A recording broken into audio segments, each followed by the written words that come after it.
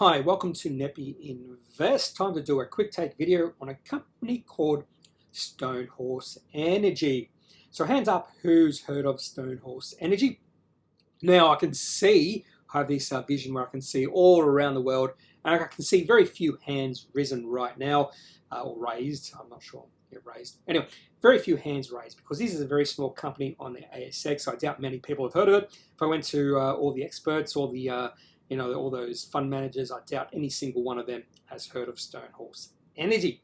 Now, Stonehorse did enter my radar in August of 2020 when they released an announcement, and on the back of that announcement, the share price did pop up on very large volume. And I'm always searching for those sort of situations when the share price pops up on large volume because of an announcement. So put Stonehorse Energy onto my radar, onto my watch list, and I've just been following them, not too closely ever since, but just closely enough that I can just monitor what they're doing, any announcements or subsequent announcements they released.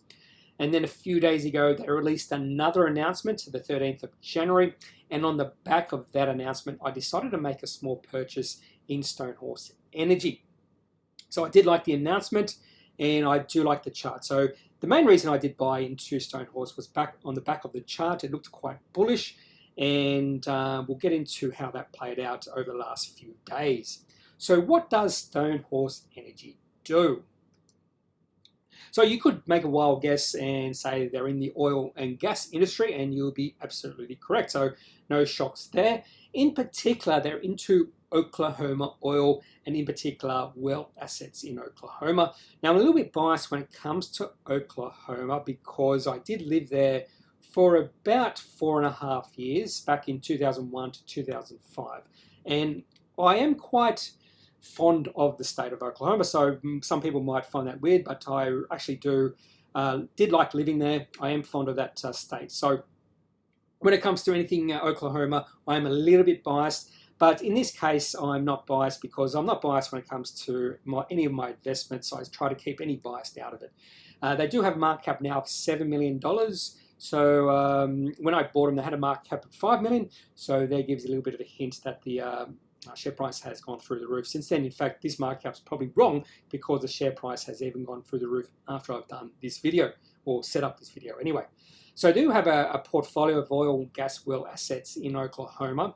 So quite a few of those assets. You can see the working interest ranges from 0.21%, which is nothing really, to 96.81%. They also have a joint venture with another ASX listed company called Brookside, and that's a 50% partnership with two wells called Mitchell and Thelma. Now, this is the 6-month daily chart, which includes the catalyst on the 18th of August, which got me first interested in the company. And you can just see what I'm talking about. The share price popped up on very large volume. You can see that really big spike in volume.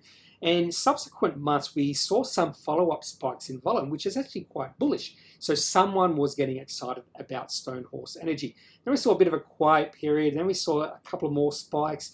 And then a few days previous to the 13th of January, when I actually did buy, we did see a couple of spikes up, or more spikes in volume, and the share price starting to creep up. In fact, when it broke through 1.5 cents, that was a bit of a breakout, and that's another reason why I decided to buy.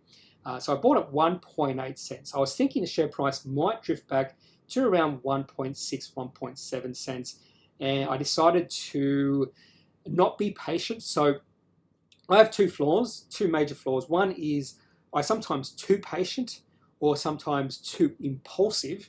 And in this case, I was quite impulsive. I just decided to buy. Some of the instances I'd probably just wait to see what happens with the share price over subsequent days.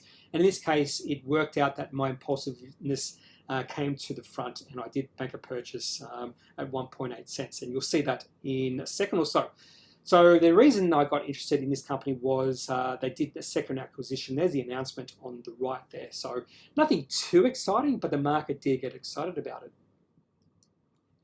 So this is the catalyst that made me buy in. It was a Thelma well update, one of the wells in their joint venture with Brookside. And they'll talk about barrels of oil they were producing. So they did initial production of 130 barrels of oil, and they're going to stabilize that at 30 barrels of oil per day from here on in. Now, I'm fairly bullish about commodity prices in the medium term. I am thinking that we might be headed for a period of reflation. And if we are headed for a period of reflation, commodities should do quite well in that sort of environment.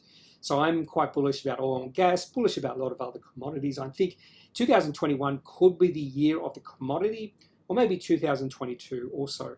I think 2020 was the year of the tech, and right now we're going through a year of a period of the retailers. So if you're in retailers right now, you're doing quite well.